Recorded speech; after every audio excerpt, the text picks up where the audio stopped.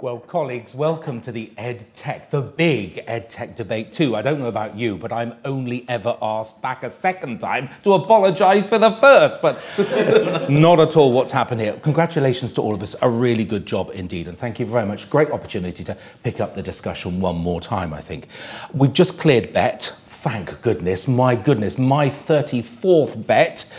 I'm exhausted. The changes, what did we see? It's a great opportunity to just stand for a moment and think about what we saw, what innovation there was, and what our customers thought about the innovation. And I wonder if I'd just start with Mark, actually, to talk to you about particularly what you saw and elements of innovation. And I want to get to augmented reality from you in just a moment, but just give me an overview of what caught your attention at BET this year. One of the things that really caught my attention was sort of the more prevalence. I mean, you mentioned augmented reality and virtual reality, but this idea of mixed reality. Okay, so rather than having like the super immersive stuff or the sort of more lightweight stuff, sort of combining those two things together, so that you can still wear a headset, but you can still interact with your actual world while still interacting with a virtual world as well at the same time. What I've seen an awful lot as well, there's some great discussions around future computing as well. So one of the keynotes from Microsoft was looking at these new quantum computers that they're developing. And these are like super powerful computers. So to give you an idea of how powerful they are, your standard desktop PC would probably take about, I think it's like 13 years to sort of crack your purchases on Amazon. So sort of get through all that encryption. A quantum computer could do it in a matter of minutes. Yeah, so it's that much faster. When you've got computing power at that kind of a level, how's that in the future going to help teachers through AI and machine thinking, you know, to help inform teachers about making right choices around supporting learners in the classroom, how that stuff can work standalone, helping learners, supported by their teachers. You know, teaching and learning is going to have to start changing the way that it's thinking, because technology is going to have a massive impact, not in delivering and not replacing teachers, and certainly the research shows that, you know, the job of a teacher can't be automated that easily, so teachers' jobs are pretty safe, but technology is going to be able to help so much more. So then thinking about how that then links through to training teachers, their confidence with technology, all these different things. So it's really exciting. Good. Now, I had a really interesting conversation with an ex-colleague who is now one of the chief advisors to the Department for Education for schools in England. And he said he didn't think that virtual reality was ever going to have an impact in the classroom because you'd have to wear goggles. And he thought that anyone who had to wear goggles to make themselves look slightly silly, that's just a no-go and it's not going to have the impact. But I think the point he's missing is that you don't need goggles now. Absolutely, you know, and even if we were just to do something around the table now simple with Google Expeditions, you don't need to have a headset or some cardboard or whatever on your face just to actually have a go and search through these things. We were looking at an app just before called Figment. You know, if you go on a field trip, you can take a 360 photo with your camera, and you can use Figment to drop that into a portal. So you can, 1 minute you can be in your classroom, you drop the 360 image in a portal, you can then walk through an augmented reality and go through and visit that place directly from within your device, and you don't need to wear any headset to do that at all. No, I think that's really good. And for me, I think getting kids back to a more creative, a more user-generated content environment rather than just consuming stuff, getting back to real words for me. I'm a radio man, as you know, and I just love the idea of bringing kids back away from visual arts, getting them to kind of concentrate on words that have a meaning and how to use them and to get those conversations going again. For me, the landscape's changed. If you're looking at social media and everything, you'd have to come to the conclusion that parents have stopped talking to their kids. I mean, where are these conversations going? And it's a really interesting topic there as well. Al, I want to just bring you in now. Where do you see the drivers for these kind of new technology developments that particularly you saw at BET? Yeah, well, and obviously for us at BET, we perhaps work at a layer below, and a lot of the technology is about being an enabler to teaching, whatever those tools are. So we saw and continue to see a trend towards looking for solutions that are device agnostic. that concept that really, you want to invest in technology and be able to utilise it in whatever the space may be. And as Mark, has alluded to, it's a constantly changing landscape. So that kind of flexibility, I think, is a really, really key one. We've seen within our own sector, there's also a move between looking at technology as being a tool to manage technology and behaviour in the classroom, to moving much more to be that kind of enabler and facilitator to learning. Along the lines of that, the TPAC concept, that it's there as something to underlie and support pedagogy in the classroom. So there's been a real kind of shift in understanding that.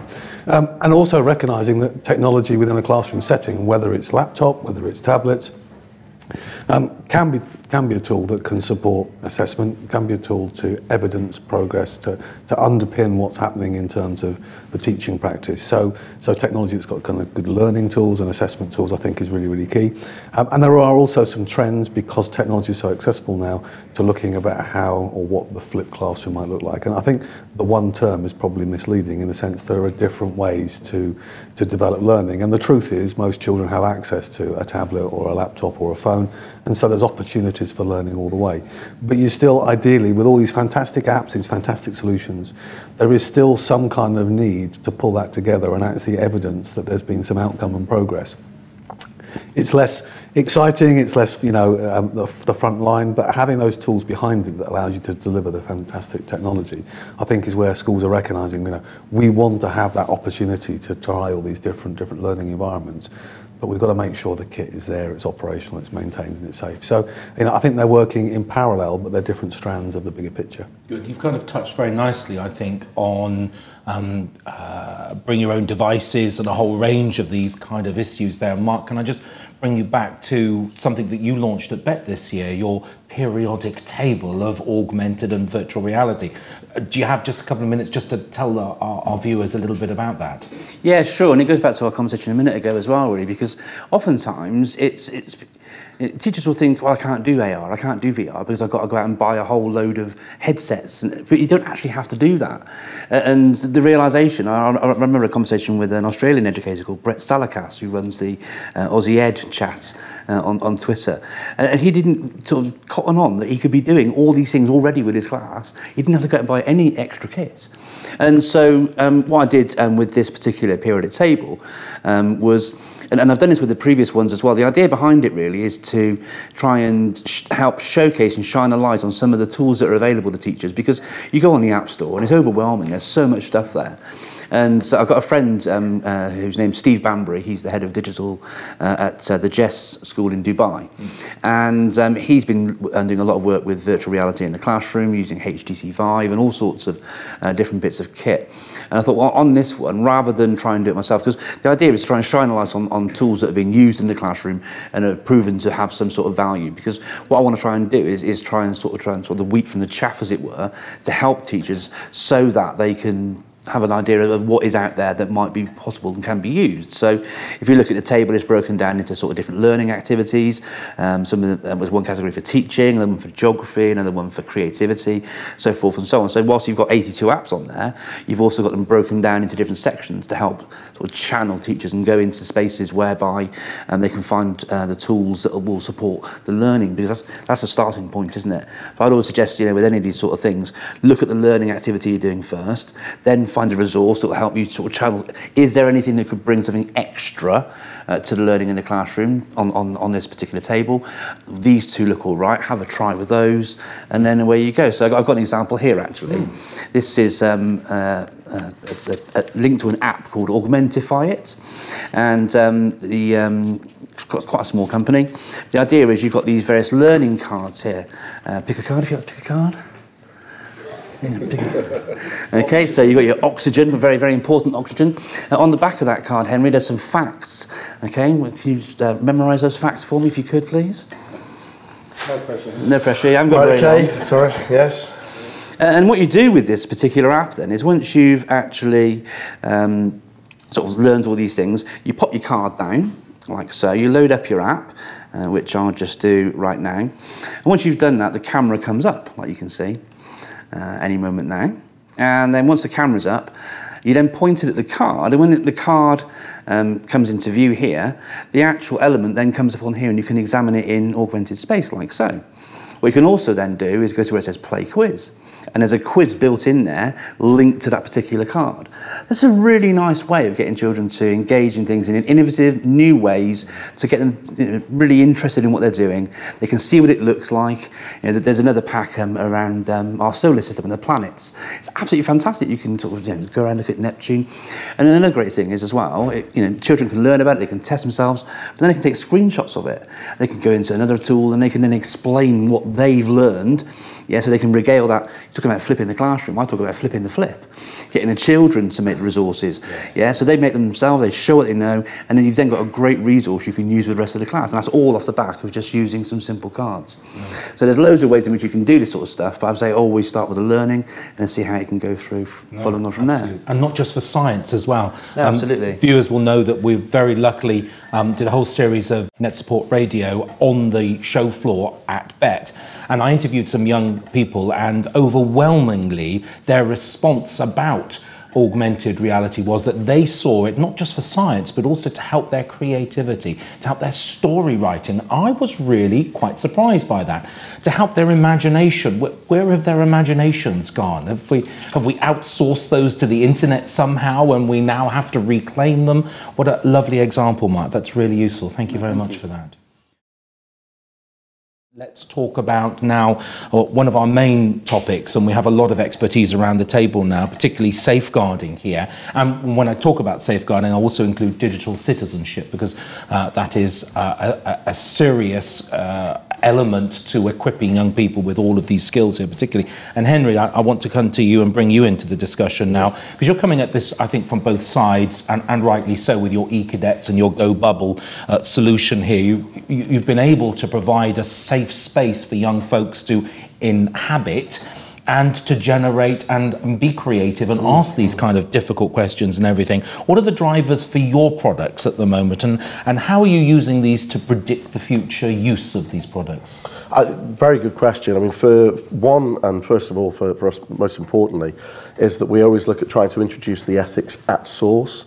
So as developers ourselves, both content creation through eCadets for the learning modules there, but then also through developing an app and a safe social space as Go Bubble, you have a certain responsibility as a developer and a creator to introduce the ethics. So when you look at some of the industry pressures that exist at the moment around, for example, screen time, there's a recent call for evidence for one of the government departments around screen time for social media. We've already built that into Go Bubble. We restrict the amount of screen time that exists there for kids. It switches off at certain times of the day so they do get sleep. And I think there's an increasing burden on developers to look at themselves first and foremost, and then think about what they're doing with their products. You look at old school thinking, and it was very much around, okay, well, how can we create something that's sticky, that has a hook to it, and it will have users using it for all of the hours, and they become the product. The user becomes the product themselves. For me, that's fundamentally wrong. If you can create something that is fun and attractive and engaging to use, that is the product. It doesn't have to be the user, that is the product itself. And then you need to think about, okay, well, what kind of benefits are coming from it? So again, for us, the ethics come through in terms of wellness and well-being. For Go Bubble, we don't reward likes.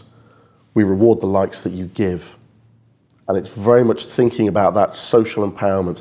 And I think it's interesting that you touched on the phrase about digital citizenship with online safety. And it's something which, over the years, initially as a police sergeant and now working with e-cadets, which had its 5th birthday very recently, digital citizenship has always been something there in the background. It's now come through to be a mainstream debate. But I think looking to the future, it changes. And it's not so much digital leadership, it's digital empowerment.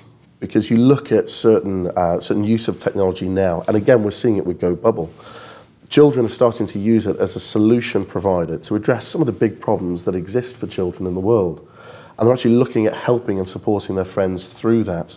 So I feel that the way that it moves in terms of online safety and digital citizenship is more in terms of thinking about the child, thinking about the empowerment there, but then giving them that voice, giving them that opportunity in a safe way where they can actually make a difference in the real term to the real world. That's a key driver. No, absolutely agree. And I think schools in England are at a disadvantage here.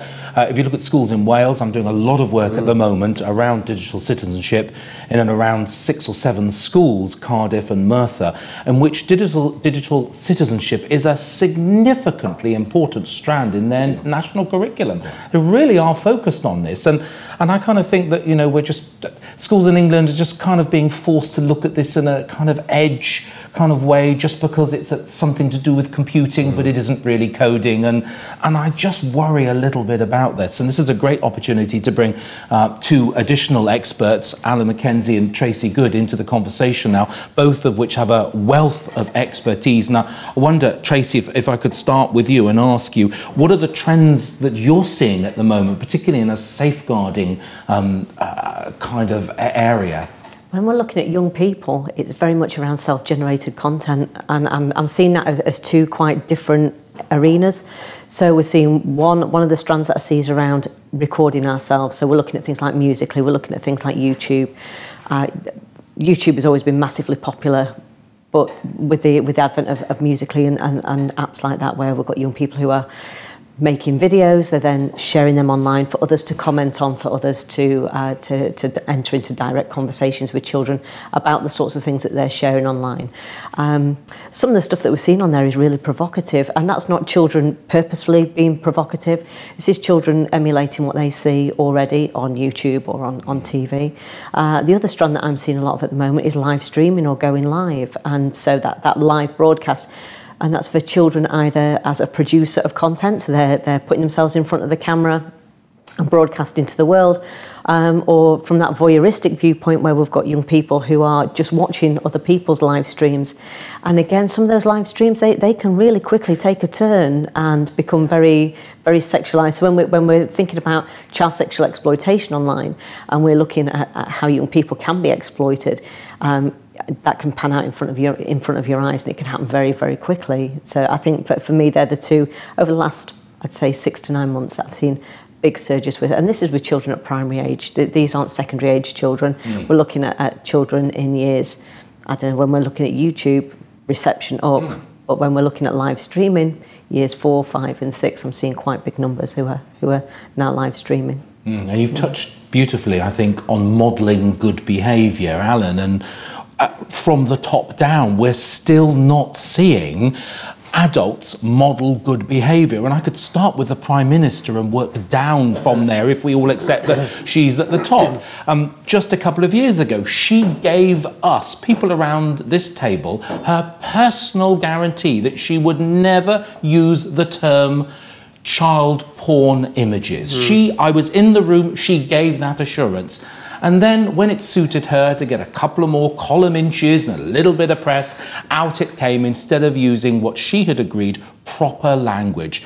Sexually exploitive images, child abuse images, and still adults are not modelling the right behaviour. What are you seeing? Adults are the worst. There's so much of a focus on teens, for example, the teens' behaviour and young children's behaviour. I think adults need to have a very good look at themselves first, particularly some of the stuff you see online, particularly the headline stuff that's going on at the moment with, multi-shaming going on. And whilst I think that's poor, I detest that sort of thing. But it's the way it is now. It is what is happening. And you gave up a classic example there. The trends that are going on, I'd echo exactly what Traci is saying there. Trends don't tend to change too much. It's not a tech thing. It's a behaviour thing, and behaviour doesn't change that often. It evolves sometimes, and the evolving behaviour is we're seeing that live streaming going on. And ChildNet brought out their research over the summer holidays, and I think it's good to see that sort of research, because I think we're seeing those sort of figures in the classroom just to reflect and back up the research which is coming out. So it's not It's not a huge issue right now, but it is definitely an emerging issue. It's one that's going to be coming out more and more during 2018. But from a personal perspective, and I don't know if this is a trend, I can't quite put my finger on it at the moment, but you mentioned YouTube, Traci, getting lots of disclosures over the past few months in regards to YouTube. Now, you'll always get disclosures from YouTube, not suggesting that YouTube's a bad service. It's not. It's just because that's the space where a lot of kids are, and therefore they will talk about the content, etc. So you tend to get a lot of disclosures from that. But more recently, really from about November, early December onwards, more and more children are talking about disturbing content on YouTube. And I can sort of put my finger on it. That sort of content has been around since day one on YouTube. It's nothing new whatsoever. And I think it just so happens that there was a large media push in regards to it end of November, sort of beginning of December, particularly with, for example, the Logan Paul video, or his channel as a whole, the whole suicide forest video. And I'm speaking to, I can pretty much guarantee that from year 4 upwards in the classroom, at least half the children will have seen that man hanging from the tree. And you can see the look in the children's eyes. Some of them are very resilient. You know, they can, for want of a better phrase, laugh it off. They understand, you know, what they're seeing. They can go and talk to somebody, and that. Some of them, it's frightened the living daylights out of them, and you can see the trauma on its faces. And actually, on one occasion in a school I was in just before December, I had to stop the whole lesson and have a child removed from the lesson because the trauma was that much. She couldn't cope at all. But that was her, by talking about YouTube in the classroom with them, in other words, being in the space with them, allowed them to release, if that makes sense. They had the confidence to release and say, this is what I've seen, this is what I've, you know, what has upset me. And sometimes it's not necessarily what they say, it's sometimes what they don't say, and you can see it in their eyes. And certainly, and again, I can't put my finger on it why, over the past couple of months, that has been going up and up with a couple of pretty serious disclosures that have come out of it. I think it's probably because there's been a large media focus on it, but I think it's very important to say it isn't new. It's been around for a long time. It will always be around, but that's one of the things I'm seeing examples in some of the schools that I'm working in where incidents outside of the school, particularly let's use a real example. In one of the schools I'm working at, there was a WhatsApp incident in which 2 families got involved, and that spilt over into violence in the primary school playground between 2 sets of families, you know, scrapping it out. And WhatsApp has a 16 age restriction. This is the primary school. Kids are still doing stuff they shouldn't be doing, but then it brings me back to modelling good behaviour from adults, you know, that clearly the parents have not behaved in a suitably modelling fashion, and that kind of leads to that. Al, this is a perfect opportunity to bring you in as one of the leading software houses providing the kind of supports for this. How do your products fit into this kind of safeguarding agenda? Well, we work and align very much with, you know, experts like Alan and Traci who are talking about how we, you know, empower digital citizens. Unfortunately, much of what we do is the other end of the journey. If everybody was effective digital citizens, there would probably be very little demand for some of the tools that we provide for schools to try and support the safeguarding leads within the organisation. But fundamentally, what schools are saying to us at the moment, partly because they have a statutory obligation from keeping children safe in education, partly because of the prevent duty, which created extra awareness, is providing intelligence tools to support and inform the practitioners within the school. And for us, that starts out, what are those levels? You know, I mean, the most effective tools for safeguarding we know are eyes and ears. We can't replicate that, but in a way we can with software, because we can listen in a linguistic sense for children that are searching or researching content, and it's all about context rather than just content. But once we understand the context, we can alert educators if there's a theme of activity that might relate to body image or self-harm or other topics, and based on the content, what's important now is understanding how we deliver that and who we deliver it to. And of course, MATs create a fresh landscape where you want consistency of sharing practice and intelligence, But you also need to recognise that when there's concerns about a child, they need to go to a local and an appropriate recipient, not the broader trust. And that kind of flexibility and nuance around the safeguarding, I think, is really, really important. What we've also seen is, with every good thing, potentially when it comes to technology comes a price and an overhead. And there's a risk that the sledgehammer approach says every time a child types any word, you get an alert. And you never see the wood from the trees. You see this massive information. And what we're interested in is, we're not necessarily interested in the teenager inquiring about titillation. We're more interested in the genuine concerns. And so it's about, from our point of view, we've developed very much with a focus on neural linguistics. So the concept of looking at the word within the context of the sentence, breaking it down into trigrams to understand where it's appropriate, looking at the application. The application adds value in terms of, if they're in Excel or they're in PowerPoint, then the term may have a different level of risk to if they're online, whether they're typing in an online messenger conversation and dialogue. So lots of our flexibility around that. And then the final trend, which is really, really important, certainly where we are, I chair a trust in Peterborough, where we have a very, very mixed cohort of individuals, is recognising there's pressures from an EAL perspective, and that safeguarding and intelligence can't be a pure English domain. And when you're looking at those indicators from a textual sense, it's recognising that kids often type phonetically, not grammatically perfectly, but they also in different languages will be using an English keyboard. So what is the Polish for, cannabis or a threat or self-harm being typed on an English keyboard in a relaxed fashion, and understanding that, but also alongside that providing an English explanation that informs educators. So it's the bigger picture, and we've seen that's been one area where there's been huge demand, and we think we can support all the fantastic practice that's been alluded to earlier. Traci, I want to bring you back in again. Safeguarding is clearly a legal responsibility for the entity, the establishment, the institution itself. What tips do you have for them? For schools, I would say make sure that you understand keeping children safe in education. So specifically when we're looking at that from the online perspective, we know that the update in 2016, we brought in quite a lot of changes around online safety. So for schools, understand your responsibilities, your statutory responsibilities. Schools do some things really, really well. When we're looking at things like filtering and monitoring, we know that schools tend to do that well. We know that most schools will have acceptable use policies, so we've got that practice going on in school. For me, around staff training, that's where I'm seeing a bit of a dip in practice. So make sure that your staff have an understanding of online risk and how that will translate to the students in your care. And students vary from school to school, from area to area. It's about teachers knowing their students, know what it is that your students are doing. How can you keep them safe? If we're talking to them about Bebo and MySpace, clearly we're not relevant, we're not up to date, we're not going to give them the skills that they need. So we need to know what it is that they're doing, because educated children start with educated adults. And if the adults around the table don't know how to engage with children, if they don't know what children are doing online, then they're not going to be best placed to support them. So staff training, really, really important. And an enhanced level of training for designated safeguarding leads for those people who need that better understanding. So for me, that's incredibly important. I'm thinking around if we can get parental engagement. We know that schools do some things really, really well.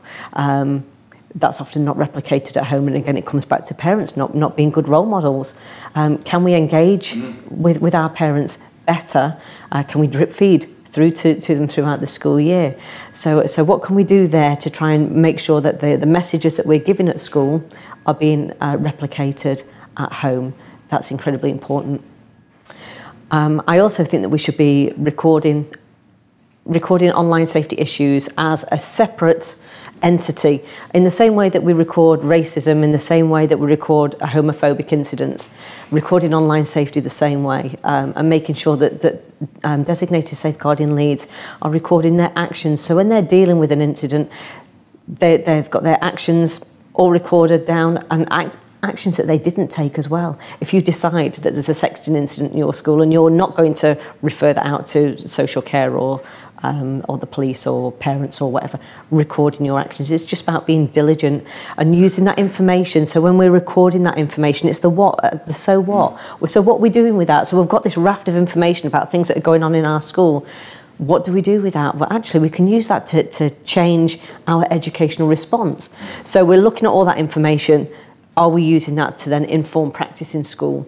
So we're seeing a lot of incidents around live streaming. Are we educating our children then around that? Because if we're seeing peaks in incidents, it should be our responsibility to provide a good educational response. Because as part of keeping children safe in education, we have a duty to educate children now in online safety, but it has to be relevant, the work that we give them. And we'll only get that by talking to our students and having those dialogues. Not being scared of having those conversations. No, I think you're absolutely right there. Just a second, Henry. We've just had, I want to bring Alan in again on this, we've just had Safer Internet Day. Some of the schools will have struggled to bring and engage parents in. A couple of schools that I was in that week, and we're sitting there with 2 parents in a whole hall. They're the only 2 that have bothered to turn up on that Wednesday, Thursday after school period. Schools are still struggling, and I wonder if we could use technology, if you have examples of using technology more effectively to engage those parents. Yeah, there is, and I'll mention now something that I was going to mention later on when we get on to favourite apps, and I'm probably going to buck the trend. I've just been speaking about YouTube, but use YouTube. You were talking about staff training, designated. What that comes down to is a whole school approach. That whole school approach includes the students, themselves. Some of those students will want to be vloggers, YouTubers, etc., etc. Use that to your advantage, particularly if you've got hard to reach parents in your schools. See if you can get those children to become vloggers, teach them in school the good digital skills. Within that, you might have a small team of video editors, and they'll be talking about teamwork, they'll be collaborating together to come up with new content. The school newsletter, for example, how about a school news video? Something like that. You're teaching these children good digital skills, which are key to good online safety. So it's using it from a positive approach, and on the back end of that, parents who will see their children, that will engage them further, and there's so much more to it than that as well, but gets the children involved. That is the absolute key to all of it. I like that often I meet lots of young males who want to talk about their kind of top YouTubers, and they talk about the stats, and when there's an incident they seem to kind of follow those with greater interest than they do typically kind of football or the old kind of stereotypical interests for young males, and they seem to have latched on that quite well. I interrupted you. What were you going to say? Well, it was perfect, the point that Alan just said, from really linking the 2 together in terms of live streaming and engaging with the parents and using the children. It's very much the same approach that we have with eCadets. So we're always listening to the schools. Although we have our curriculum model that we follow, it's very much about keeping up to date and live streaming and certainly involving the children to model that good behaviour through live streaming. We've seen fantastic examples of that. But then going back to involving the children, we had it reminds me very much of an activity that we had that was set around the Christmas time. And it was because at that point you will have Christmas performances that are put on, you will have parents, which are very hard to reach, who will still attend those. You have the issues of parents taking photos and sharing them on social media. So for the eCadets, we set an activity where they had to create a play that started the Christmas panto that they were performing in school, which was all around about how to share photos safely.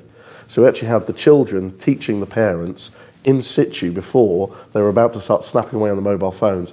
And the results that came back from the schools was incredible.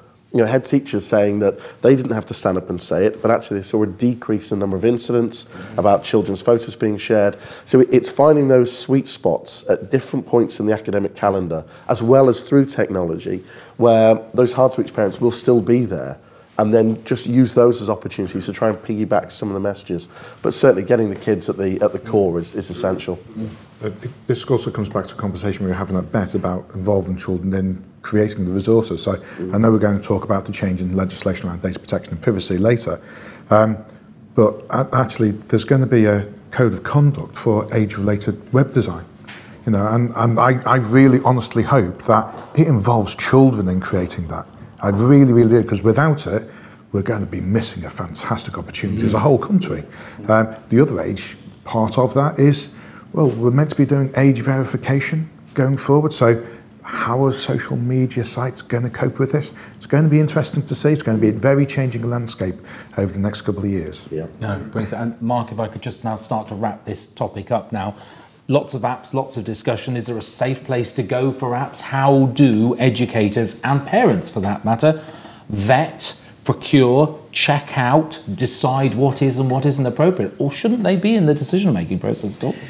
I had an interesting conversation about this just the other day, actually, and I just basically called it parenting, because actually that's what it is. You know, whether you're buying a magazine in the supermarket, whether you're choosing chocolate ice cream, a reasonable diet, whatever it is, you know, you read the packet, you read the label, and that's the best advice I can give. So with my own 2 children, they've got iPads, and if they want to buy an app, they send a request through, and it comes to me, and I can then check it out. Is it age appropriate? Is the content sort of, is it just for fun, or is it to help them with their learning? What sort of ads are coming through on that? But that takes time, and parents are busy, and it's easy to see how lots of families can go, oh, I'll just, you know, there you go, as a sort of a little babysitting thing. But you know, it's about engaging and taking the time as a parent. We talked around the table about the importance of engaging with parents at schools, but at the end of the day, parenting should start at home. You know, in schools, teachers are in loco parentis, that's in place of parents. It's not actually replacing the parents, it's taking the role of looking after the children whilst they're with you in schools. And schools do loads through digital parenting evenings, organising magazines to be deliverable and shared across, but at the end of the day, it should really come back to the parents. And schools shouldn't feel, you know, as bad as a lot of them do, beating themselves up. You know, parents should be spending the time, taking the time and the effort to look out for their own children. That's what I would be saying. No, and I think the consensus from the table is, and I don't like that very much, is to hang some of this learning on the back of another well-attended event.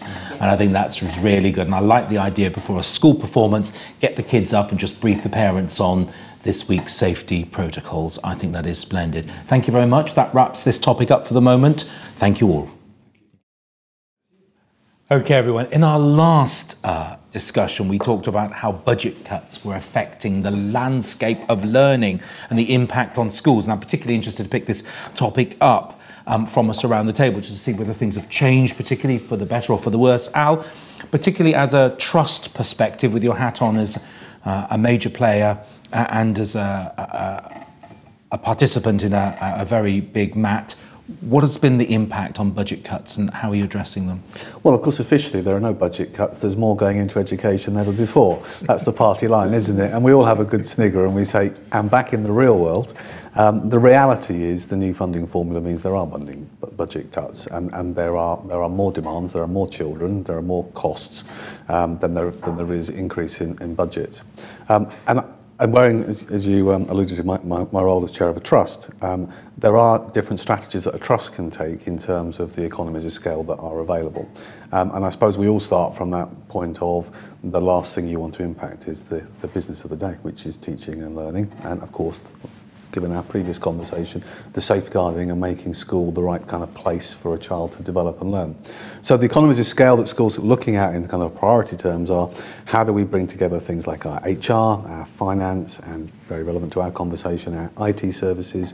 Where can we leverage and pull together a centralised resource that might allow us, regrettably in some cases, they need less staff to deliver the same services, to pool our purchasing power, to make sure that technology is deployed in the right places where it's most effectively used. As you know, one of the strands from the technology that we deliver at NetSupport is about identifying what's out there and whether it's effectively used. Have you got machines that only get turned on twice a day? Are there software licenses that by default we just renew every year as a school?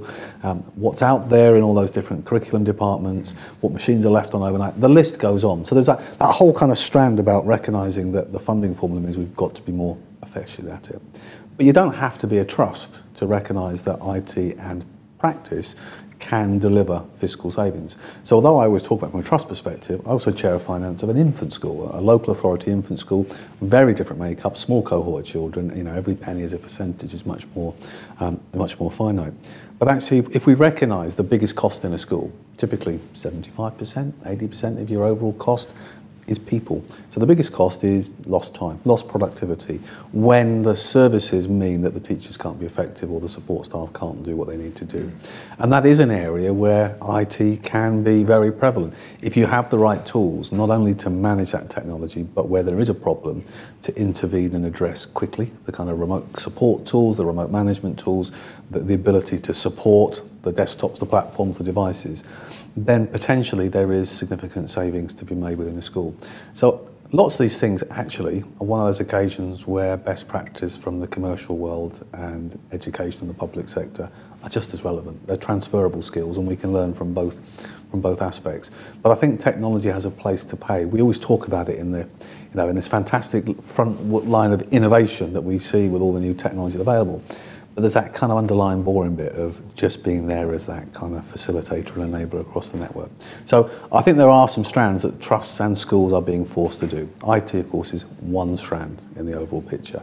But let's not ignore the fact that fundamentally there is a squeeze on school budgets and there is a squeeze on what schools can do, even though best practice says we want to try and broaden the education experience and the curriculum opportunities we give to children. And the two simply don't add up. Currently. Great opportunity to bring Tony Sheppard into the discussion now. GDPR, big pile of stuff heading towards us. I'll just tell you what I'm hearing. I'm hearing that it's not concerning us. It's European legislation. We're not going to be in Europe. It's so not going to bother us. That's not the case, is it? And people need to be taking notice of this. It's really not the case. I mean, if we consider that actually we have a strong history of working as part of the working groups within Europe, writing this legislation ourselves. So we have worked on this legislation. Some of our experts have written this with our European partners. So we've then taken that, the data protection bill that's going through, it's been through the House of Lords, it's now in the House of Commons. It's got the applied GDPR, how it's going to work in the UK. So that's going to be legislation, whether we're in Europe or not. So, no discussion about Brexit or anything like that. It is coming, and that's one of the things that everybody needs to face. People thinking that it doesn't affect them, it affects everyone. Within schools, we're public bodies. We do public tasks, and so we have, as public tasks, we have a responsibility to look after the data and the privacy of the children, the parents, and our staff. We always must remember that staff are also people that we need to protect as well. So it is coming, and going on from the budget squeeze, there hasn't been any additional funds come in to help support this. So as well as my work as within GDPR in schools, I'm also a governor of a federation of 2 infant schools, and we're seeing this squeeze as well. This is coming in and we're going, oh right, okay, well what can we as a school do to actually not incur a lot of extra cost? There may be some cost involved. I mean, the DFE, when they released their videos and their blog about it, have pointed out that yes, some work may be needed. There is advice out there that's already for free. We produce free advice. The ICO's got their 12 steps. We've put into a bit more of an educationally friendly language. Advice is coming out from the DFE. We've been working with the DFE along with others to try and help get that out there. One of the big pieces that we'd say is it's not big bang. It's actually a continuing journey. So those schools and MATs who've worked hard on their data protection over the years, so the work that Bector did 10 years ago, those people that took that on board and carried on with it, they've only got a small journey to make. Other schools have got quite a larger journey, but it's not big bang. Come the 25th of May, that's not it. It's a continuing journey. You'll keep going, keep needing to review things. It's going to need a bit of a change in mindset, though, within some schools. So the 2 key things I'd really bring from it is some basic risk management. Now, I wouldn't say that anybody is health and safety. Every single person is not a health and safety expert within the school. But every single member of staff has got some common sense things that they know. Oh, the floor's flooded in here, that's a risk. There's electrical cables all over there, I don't want children running around. There's 3 chairs balancing on the table and they're trying to climb on top of it, to see if they can touch the roof. Okay, yeah, that was admittedly me when I was a young child in school, but, it's a case of it continues. So teachers actually have a basic understanding about managing risk. So to some extent, it's just about helping them understand that when they're looking for those new apps, I mean, Mark's done some sterling work on actually pointing out which ones are actually good and actually are looking after data. So that's a brilliant place to go and have a look. They need to look at, okay, what's happening with children's data when we're doing this? What's happening with our data as teachers when we're doing this? And they need to think first before saying, oh, that's brilliant, I'll go for that. Because they've got to think about the risks that are associated with it. The other mindset that needs to be changed is around data retention and use. So, I mean, we've all been there. We've all, been in schools and we've had data from cohorts that may have left 2-3 years ago, and we want to go back and we want to compare it against children that are in the school now and everything. But actually, that's not the reason why we pulled the data in to start with. Okay, we haven't anonymised the data. We haven't said, and we haven't, informed people and been transparent about when we're going to delete things. So we've got to think again about how long we're keeping data for. Are we actually using it for the reason we collected it in the first place? And if we start looking at that mindset, yes, we've still got to do the work of where is the data within the school, what software we're using. I mean, data discovery tools are absolutely fantastic to actually pull out all those random Excel spreadsheets and the duplicate of all of those documents that we have everywhere. So we need to think about where have we got, why are we using it, how long are we keeping it for. Some small changes, but it's going to take some time to do it. No. Al, can I just bring you in again as your chair of the trust here? What recommendations have you had to make, and have you how much progress have you made in appointing a DPO? Where are you on your journey? Well, Tony has been very eloquent in in highlighting the journey, and it is about moving that journey along. I mean, we took a very first starting point, which is it's about people being informed. It's about identifying and appointing stakeholders throughout the school that are aware of what we're doing, what the requirements are, because it is about empowering people to understand that process.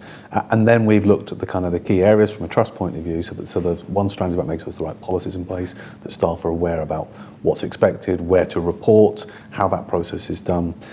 Tony alluded to it, data discovery is a really, really important strand of that. Obviously, data exists in different forms. There's a process, and sometimes it's an opportunity to refresh. I would argue, in my experience, schools are pretty good at process and policy compared to the private sector, frankly. So it's about developing that area. But identifying where we keep paper records, how they're tracked, where they're appropriate.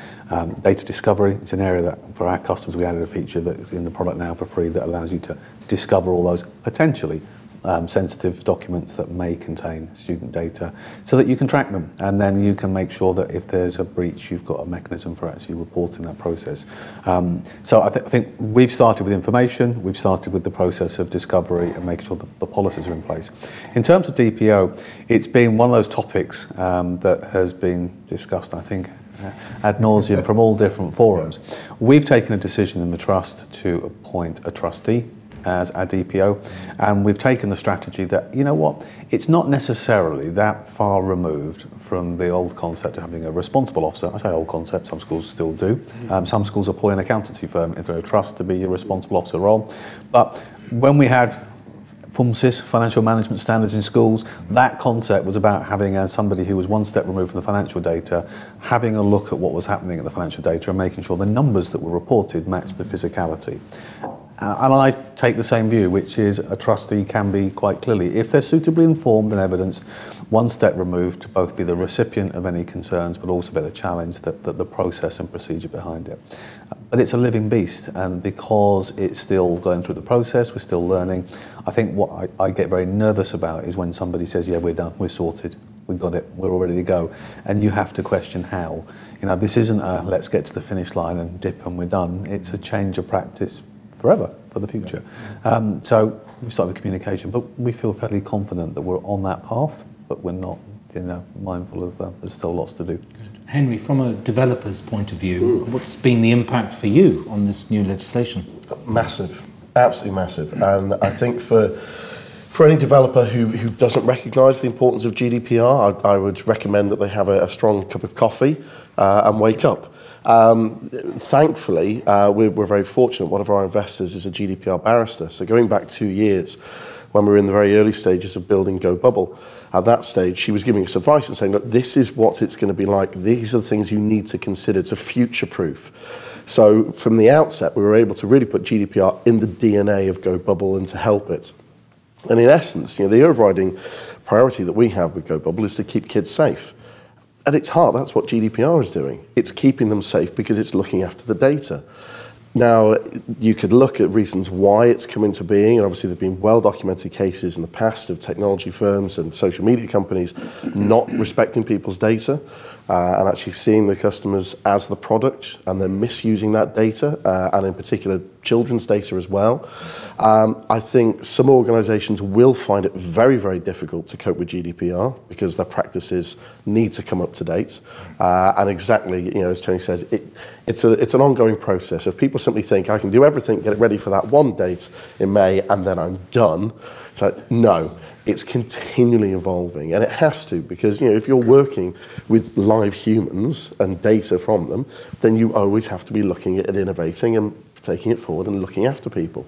And that's really what it's about. It's being responsible, and it's taking that responsibility as a developer, as a business owner, or anyone that interacts with data. No, and taking that responsibility. Perhaps Traci, I can bring you in here. Is there a link? Do you see a link between individuals' need to privacy, processing data, and e-safety? Is there a causal link between the two? Yeah, absolutely. Actually, interestingly, what Henry's just said about children's data, and we look at how much of our children's data is harvested and sold, and so on.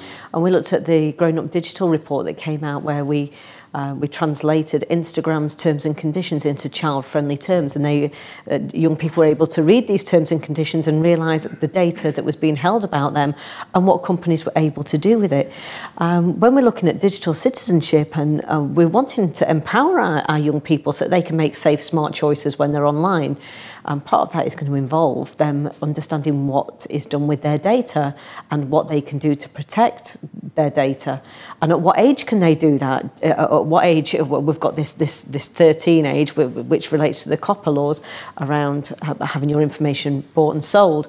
But we need to be empowering young people. I don't know what Alan's thoughts on this are. But yeah, I think that we need to empower our children so that they understand what is done with their data and what they can do to keep it safer. And we shall ask Alan what his thoughts are. Alan, come on, what are your thoughts on this subject? I just say yes. They are. I mean, children have a fundamental right to privacy. To understand privacy, they need to know everything that we've just been talking about in great detail through, at an age-appropriate level. I'll speak with Year 7s about privacy, their rights to privacy, not going into the legislation, but giving them an idea of how they are the product and what is happening with all that data, and then inject, as part of an online safety lesson, inject specific safeguarding topics into that. But what that does is just gives them an understanding of how their data is being used. So, for example, it's easy to do in a lesson because, one of the things that we always tell children in lessons is don't share personal information. Well, it's impossible. You can't.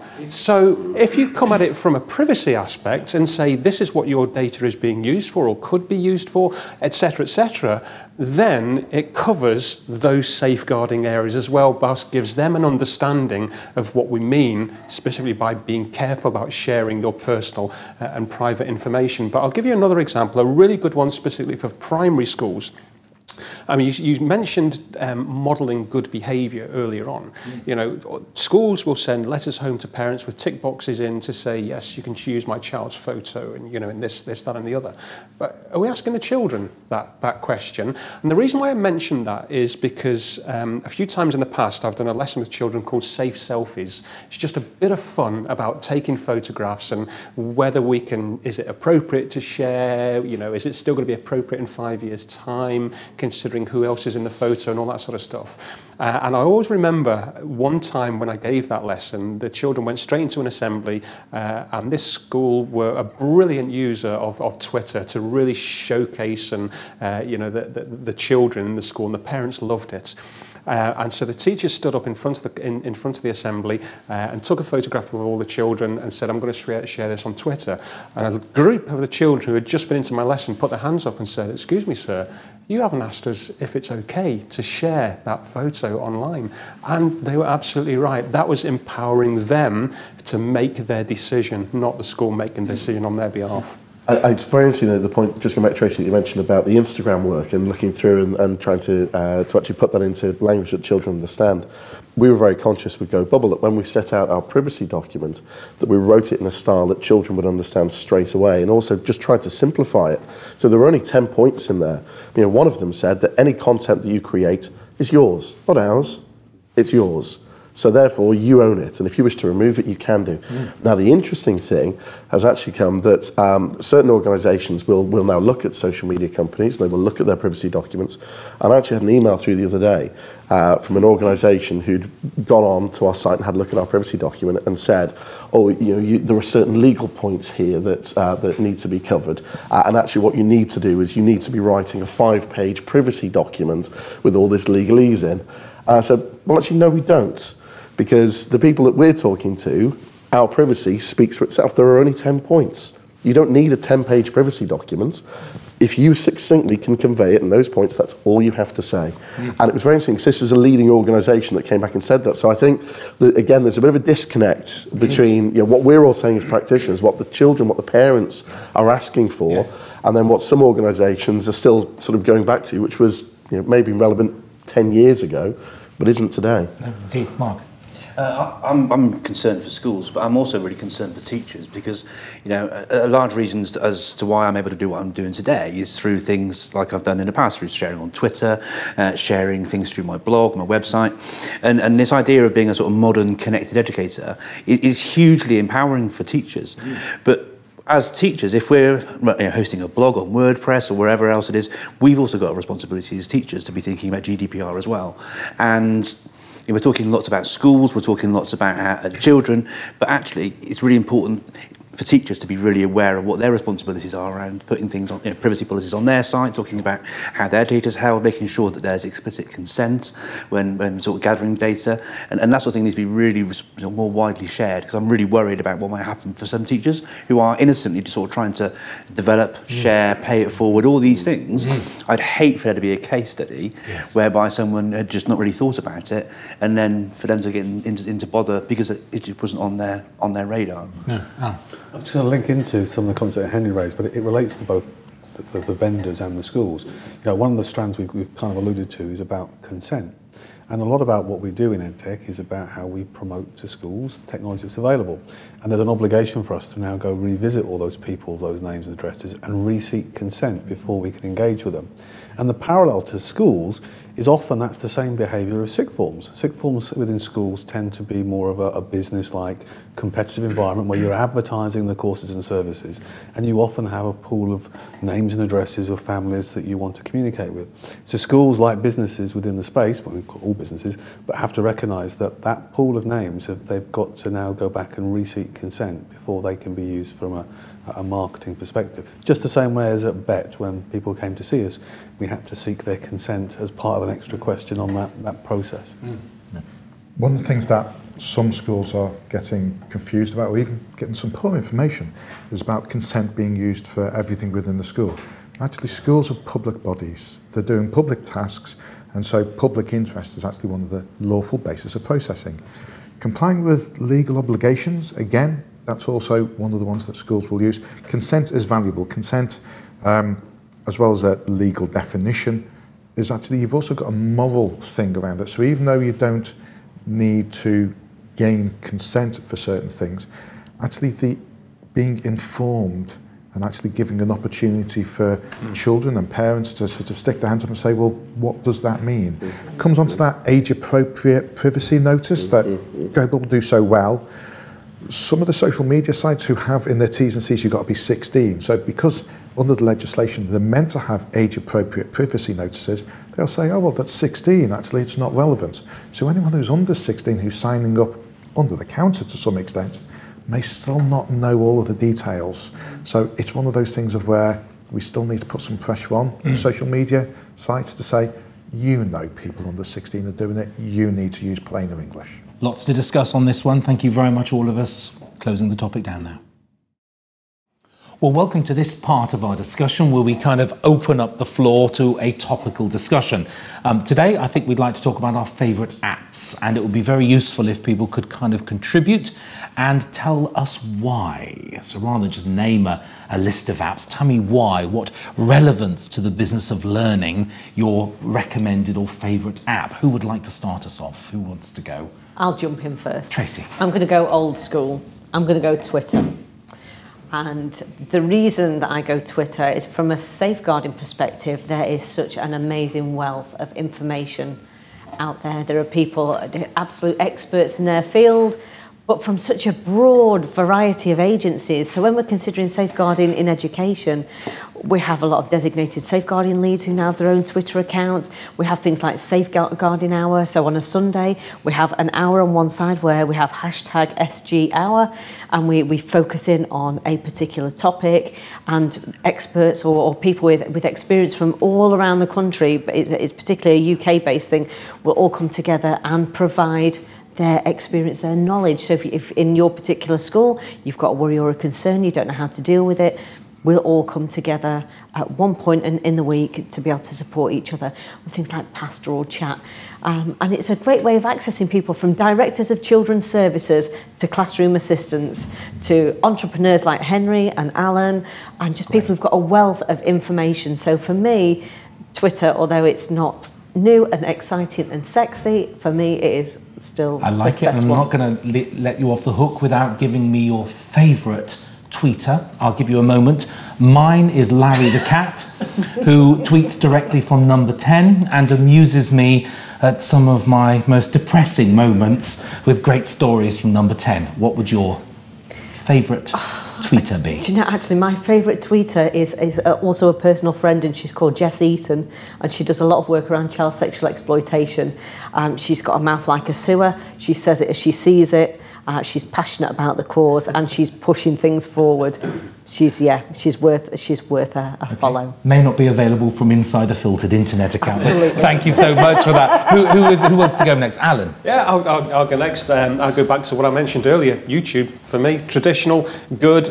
From a personal perspective, I can now fit a radiator, so you know that's great for me. Round of applause from my wife, which was and great. The money you saved as well. And the money was fantastic, but actually more from really one of the. In my line of work, one of the most frustrating areas I see in schools, which is community engagements, what we touched on, earlier on. Quite often, more often than not, particularly in primary schools and quite often in secondary schools as well, they are concerned about the number of pupils or students that are aspiring to be vloggers or tubers or whatever. Well, I say capitalise on that, use it. Don't worry about it. Use it. Get a group of students in the school. An editor, a video editor. I mean, look at this amazing team we've got in this room. They all started somewhere.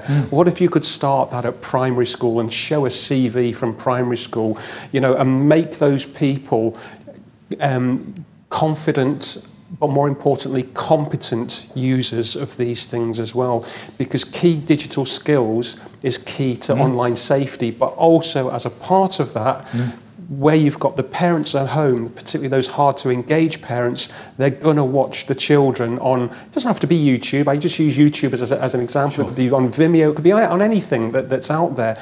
But, getting them to read the school newsletter with a news desk behind them, it's absolutely amazing. And the engagement you'll get will significantly increase for something that's so simple. But you're pulling in literacy, you're pulling in teamwork, you're pulling in digital skills, collaboration, absolutely everything, and just that one simple thing, YouTube, every time. And of course the other benefit is just-in-time learning. And the radiator fitting is, when it's time to look at the washing machine, you look at the call-out charge and you nip on there and say, how do I change that rubber seal? And you just watch it and you learn it, and there are great tutorials on there as well. Right. Al? I was slightly torn. I did want to mention, rather than old school, Really School, which is something new that we're doing, which is about classroom assessment and tracking a learning journey. But I couldn't not pick an app, although there are hundreds that I could pick. that wasn't something that my daughter chose to get me for Christmas. And she bought me what looked like an innocuous pad. And the pad's called a Rocket Book. But actually, when you open the pad, you get a matching app with it, which means as you enter your writing and your notes within your book, you can categorise with a circle, scan it, and it files it for you. And it creates a really good and easy way of digitising what you do and organising and sharing in different formats. But the key is, when you've finished, you can put the pad in the microwave with a mug on top, give it 5 minutes of microwave, and the pad's clear and off you go again. So not only does it give you a way of digitally taking your notes and sharing them, it also gives you a reusable resource. And partly because it's just cool and different, and partly because it was from my daughter, that's my app of choice. I'm going to want to replay that bit again myself, but that was just stunning. Really, really good. Mark? I could share quite a few apps. Okay, how much space on the tape do we have, guys? How long? But I'll start with the premise that when it comes to, because there are so many to choose from. I mean, you asked me the question before, how do parents, ensure that an app is of good quality and this sort of thing. When it comes to thinking about apps for teaching and learning, I always ask teachers to think about a few things, and predominantly around whether or not the app that they're choosing to use, firstly, obviously, will support and enhance teaching or learning, or both in the classroom. But secondly, it's around the ease of use. Yeah, so what we find with EdTech tools that make a big difference, and the ones that tend to stick around, okay, they're ones which are like the threshold for learning how to use them is really, really low, but then what you can then do with them is massively scalable. Yeah, so a simple example that isn't my choice is Padlet. Yeah, so Padlet, really easy to use. You can go to the website, type it in, boom, boom, boom, done. But I've used it with children in reception. I've used it with children who are 18 years old in year 13, and it's hugely scalable in terms of what you can do. But there's an app which is part of a suite of apps from the guys over at Adobe, and they've got a suite of tools called Adobe Spark. Now, lots of teachers like to ask young people, learners, to show what they know. Okay, and often they'll ask the children to use PowerPoint. What happens when children make presentations in PowerPoint? They tend to not focus on the content, but focus on making things like the text animate and all this sort of stuff. And that sort of detracts away from the learning activity. So the tool I'd like to share is in the Adobe Spark suite. It's called Adobe Spark Video. And essentially, it's just like PowerPoint. It's slide-driven. But what you're encouraged to do is not to put loads of content onto the slides, but put icons or references to what it is you're talking about, or a photograph from the learning session in class. And it used to be called Adobe Voice. And the reason why it was called that is because you're encouraged to record your voice and speak over the top of each of the slides. And because it's made by Adobe, the product is really, really beautiful, and children don't have to spend any time thinking about changing colours or fonts or animations. It does all that sort of stuff for you and allows you as a learner to focus on showcasing what it is that you really, really know.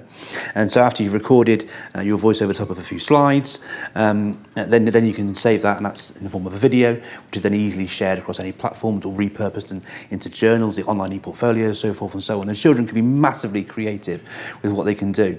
But what I love about it most is it's easy to use, massively scalable, and produces a really beautiful product that children can be really, really proud of.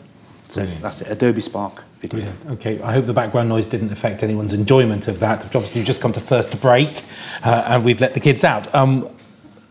What app? What's your favourite? It's one of those things where, I mean, going back to Bet and the discussion earlier, one of the things that I like that Bet is I like to see interactive whiteboards. I know for some people they're a bit of an anathema, but actually, when you're looking at collaborative tools as a concept, they're actually a really good starting point with the idea that pupil students can actually go up to the board, they can contribute, a snapshot can be taken, something that it doesn't get done enough.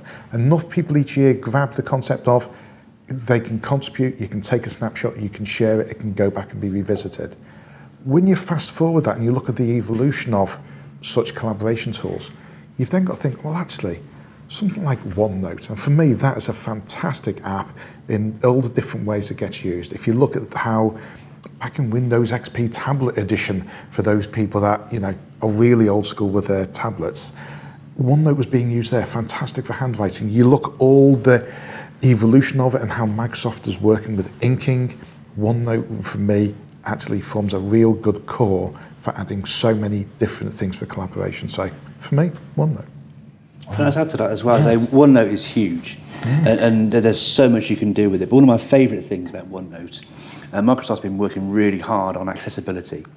And we had a laugh around Bet about the Seeing AI app, which can describe the room around you to help visually impaired learners. And they've got a feature called Immersive Reader, which plugs directly into OneNote. And so if you're scanning documents, if you're including that sort of thing into your work, if a teacher sends you a PDF, all that sort of thing, directly from within the app, it can scan the text, it can read it back to you. You can highlight that text and reuse it yourself. All those things are built directly into it. And for those children who've got additional learning needs or special educational needs, who find it really difficult to access that for me, on top of all the amazing things you can do in OneNote, that accessibility makes it a real winner in the classroom, I think. And what was the add-on?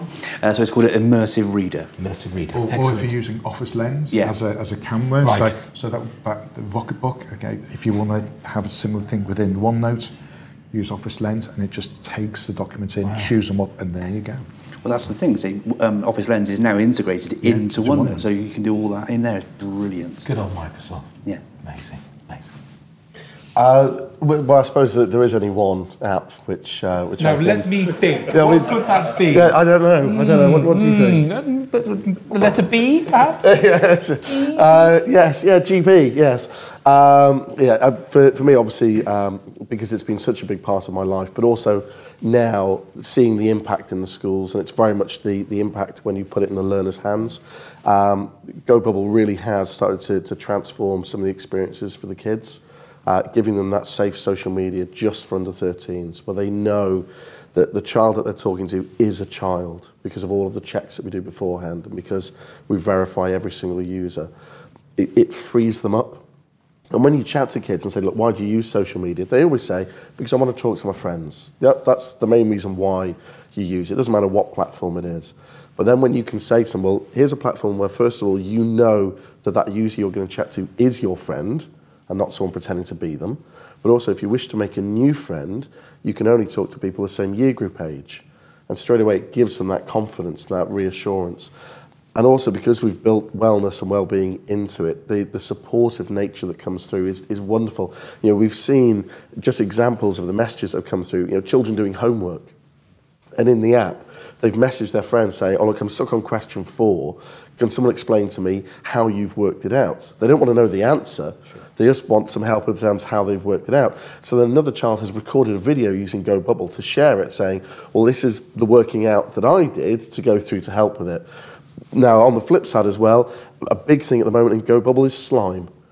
Slime is massive. I never appreciated how big slime was nowadays. I'm tempted to set up a slime factory because every single day we get videos, how-to videos of how to make the best slime and slime comparison groups. And that's just as an example, it's wonderful because that isn't just within one school in the UK or within one region within the UK. They're then sharing that knowledge with children in America, with children in Australia, children in Nepal. So it's seeing that interaction globally is just fantastic. And also it has a very, very attractive pricing structure for schools. Good, indeed. What about you, Russell? Thank you very much for asking. I was just going to say it is refreshing to know that some things have never changed over the years, is it? Getting dirty, mud, mucky, dirt, and all the rest of it are things that still light young folks likes. For me, it would be the BBC iPlayer app.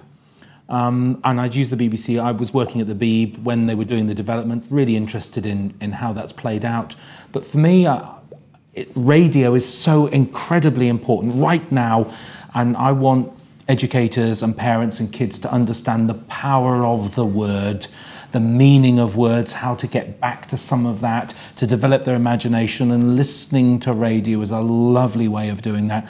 I mean, statistically, kids are listening to more online radio than they've ever listened to before, so I have very little work to do in that area, convincing people. But getting back to that real spoken word is so vitally important. It's the first thing that's going to impress someone when they meet someone else, their conversation skills, how to develop one's conversation, how to ask intelligent questions, and that kind of relate, listen to the answers, build on that and develop those kind of skills. Those are the social skills that I think will open doors for young folks. I mean, I really appreciate, the vlogging and all the rest of it, and that will light some people's imaginations, but it's really time to look again at getting back to the real words and, you know, the real meaning of the words. I'm just like to cut past all of the, you know, does my bum look big on this shot, and have I got a face for radio, and all the rest of the stuff that we worry about, you know, when they're on camera. And here we are doing camera, but, you know, you can of course listen to this equally as well. Some of us look so much better when you're listening to it. I don't know why I'm looking at you, Henry, at all, for that one at all. I apologise profusely for that, but in you I see me. I think it's really useful to get back to the real words. So I think the BBC is a really underplayed app as well, very, very powerful, accessing some great content, some great learning content as well. And we often forget the BBC, one of their original charters is to educate, which is very useful. All of you, thank you very much indeed, and thank you very much indeed for joining us for the great EdTech Debate 2.0. Thanks, Russ. Thank you. Thank you, Russell.